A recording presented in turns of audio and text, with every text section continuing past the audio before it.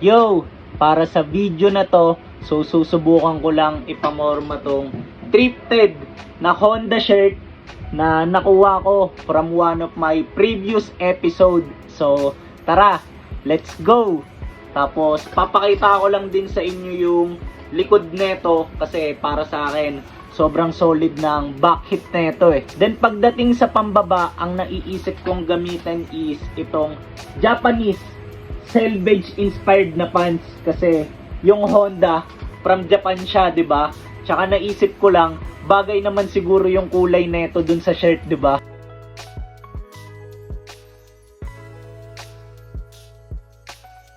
Tapos para naman di masyadong plain, so gagamitin ko rin tong Supreme Racing Camp Hat para related pa rin sa auto, 'di ba?